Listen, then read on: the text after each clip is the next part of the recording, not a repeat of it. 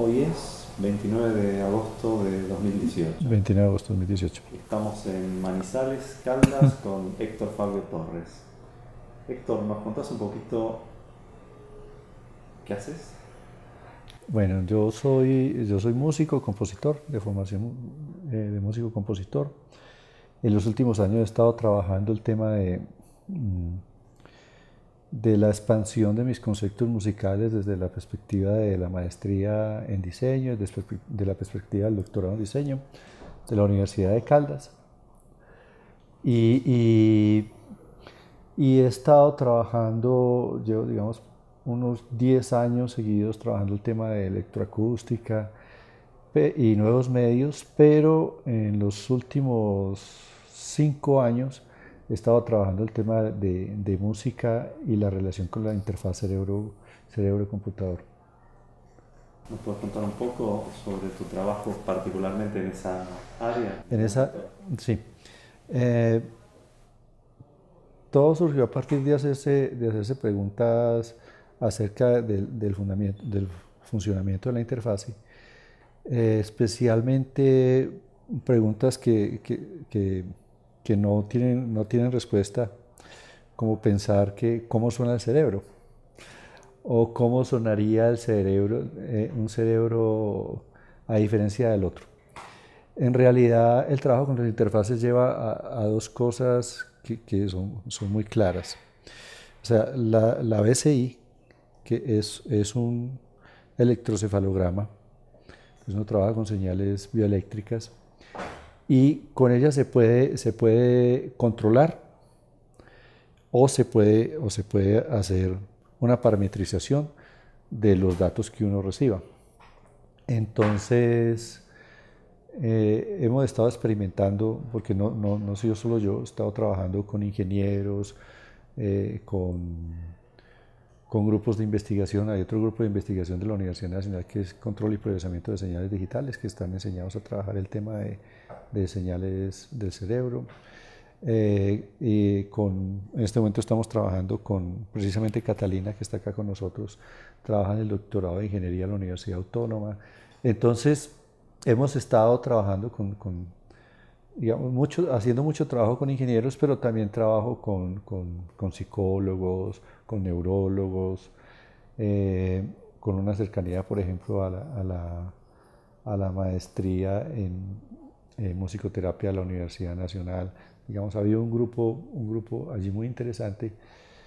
Pero entonces lo que nos dimos cuenta era que si uno hace el proceso de una forma seria, eh, es un poco, digamos, ya es un poco más complejo. Cuando salió la tecnología, por ejemplo, la tecnología del Emotiv, que creo que salió como en 2011, creo que el ITAN la sacó como en 2011, 2012, eh, todo el mundo creía que se podía hacer de todo con ella. Y, y, y, y en realidad está muy dirigida al trabajo con imágenes motoras. Pero el sacar la interfaz del laboratorio conlleva ciertos problemas. La gente cree, por ejemplo, que se puede poner la interfase y que puede moverse, y eso inmediatamente genera ruido. Entonces, y lo otro es que la interfaz esa interfaz específica tiene un problema, es que si uno se aleja más de 1 metro del computador, desapareció la señal. Entonces empezamos a enfrentar ese tipo de cosas, nos pasamos a una tecnología que se llama la OpenBCI, y con esa tecnología sí empezamos a hacer otro tipo de trabajos, y nos dimos cuenta, inclusive para el análisis de los prototipos que íbamos realizando, que había que hacer prácticamente pruebas de laboratorio. Y empezamos a explorar ciertas cosas. Un prototipo apuntaba más a la lectura de las oscilaciones cerebrales y a la parametrización de las oscilaciones cerebrales para generar estímulos sonoros. O sea que se tomaba esa parametrización, y de acuerdo a si la persona estaba relajada o no, si podía controlar su estado, generaba unos estímulos sonoros, pero lo hicimos con músicos. Entonces los estímulos sonoros eran como retos de interpretación para los músicos. Fue muy interesante. especialmente muy interesante porque uno de estos músicos, el que logró controlar en realidad, después supimos que era una persona que toda su vida había hecho yoga. Entonces, claro, ahí empezamos a trabajar con el tema de neurofeedback. Después hicimos una síntesis visual y queríamos hacer la navegación con imágenes motoras. Entonces hicimos diferentes tipos de síntesis. Eso lo trabajamos en Processing, Kaitos Python, Max y Processing. Y se podía controlar el movimiento del mouse, que en realidad es el que generaba diferentes sonidos. Hicimos también, bueno, empezamos a trabajar con ese tipo de prototipos, obteniendo unos resultados todavía muy rudimentarios. Ahora estamos ya trabajando, digamos, ya desde una perspectiva más de ingeniería, una perspectiva más cercana a lo que hacen ya profesionales que están trabajando en el área de los análisis de las señales cerebrales. Y seguimos trabajando en desarrollos.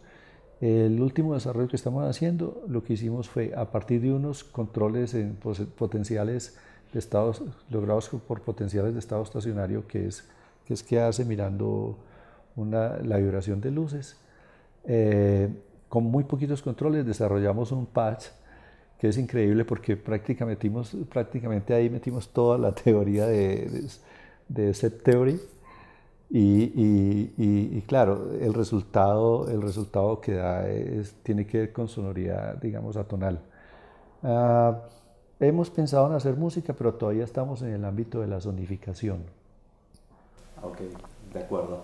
Porque entonces la idea, para que se comprenda el conjunto, es en principio llegar a hacer un control de generación de sonido a través de esta interfaz que mide cierto tipo de ondas cerebrales y que va a controlar directamente, por ejemplo, un patch producido en Max, ¿correcto? Sí. Y eventualmente, más allá, esto último que estabas diciendo, más allá de que sea una sonificación, convertir eso en una etapa posterior y que uno pueda controlar la música que está pensando, digamos, generar la música directamente a partir del pensamiento sin intermediación más que este sensor, que ahora si querés nos podés ampliar un poquito más de qué se trata. Sí. Y sobre eso, ese sensor va a medir cierto tipo de señales que va a estar controlando un patch que vos determinarás. Claro. Fíjate que hay mucho hay mucho como de paradigma de programador. O sea, uno programa lo que quiere que suene, en realidad. Y lo que trabaja uno es con controles muy rudimentarios. O sea, las posibilidades de control son imaginación motora, P300, que son como P300 tras un estímulo se da una latencia, una deflexión positiva en la energía que se da con 300 milisegundos de retraso. Y esas funcionan, digamos, muchas de esas funcionan como con retrasos. Los potenciales, digamos, evocados auditivos son muy rápidos, son muy inmediatos. Trabajar con ellos, uno podría detectarlos, pero no creo que uno vaya a controlar una cosa de 6 o 8 milisegundos. Pero, digamos, ahí hay un campo, y más el de las oscilaciones, es un campo que el control no es total, o sea, hay un control consciente que necesita mucho entrenamiento. Pero me parece muy interesante pensar la perspectiva del cerebro como una fuente de información. Entonces, esa fuente de información, de acuerdo a los datos que reciba, yo hago la parametrización. Entonces, como todo momento y todo cerebro es diferente, seguramente los parámetros, la variación, la parametrización va a generarme otros tipos de sonoridades. Digamos lo que estamos explorando en este momento. Pero tenemos muchas ambiciones. Estamos estudiando mucho el tema de Machine Learning para ver cómo adaptamos el sistema, o sea, a que sea un sistema en que la máquina aprenda aprenda del usuario y genere otro tipo de sonoridades. Todavía es una utopía pensar que un cerebro va a sonar o la diferencia entre un cerebro y otro van a sonar, porque es que en realidad se está trabajando con señales bioeléctricas. Pero creo que lo interesante es, en este caso o en este momento, es metaforizar esas señales eléctricas para que generen ciertas sonoridades. Hay una diferencia, digamos, el trabajo que hace Miranda es un trabajo que está dirigido especialmente a usuarios con discapacidad física severa. No, yo quiero que este trabajo sea para cualquiera, creo que es una forma más lúdica, ¿no? Que sea cualquiera y que use la interfaz y que aprenda a controlar y que en realidad disfrute el tema del sonido. Creo que esa es como la intención. Seguramente en algún momento habrá proyectos que tengan que ver con algún tipo de usuarios definido, pero en este momento es muy abierto a cualquier usuario que quiera controlarlo. Bueno, ¿nos querés contar sobre algún otro proyecto? Bueno, pues digamos en mi experiencia, eh, creo que lo que decía, en los últimos 5 años lo que más he estado trabajando es eso.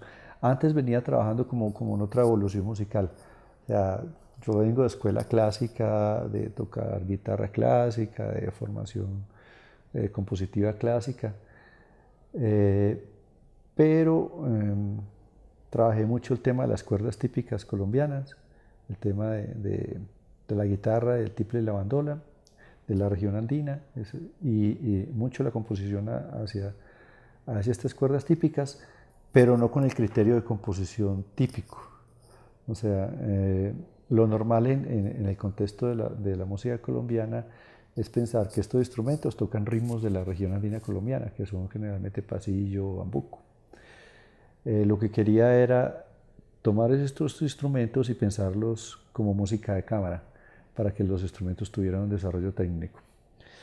Ahí en medio de ese trabajo no quería tampoco trabajar la típica forma tradicional colombiana, que es A, B, A, C, etcétera, sino que quería trabajar otro tipo de estructuras. O sea, entonces empecé a trabajar, por ejemplo, sonorización de un poema, que me permite otra cosa más libre, la fantasía, como trabajar con mayores libertades.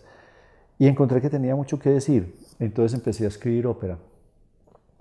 La primera ópera que hice, se llama Pensamientos de Guerra, enfatiza el tema del secuestro.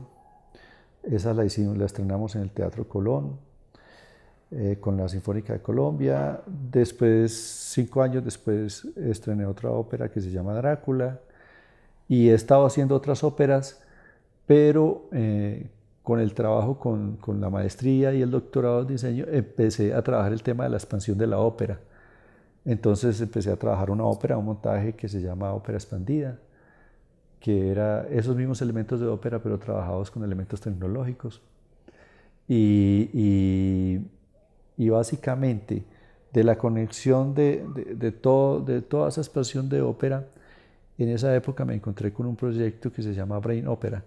Por eso terminé, digamos, ese desarrollo fue el que terminó conectándome con el tema de las interfaces cerebro-ordenador. Perfecto, muy interesante.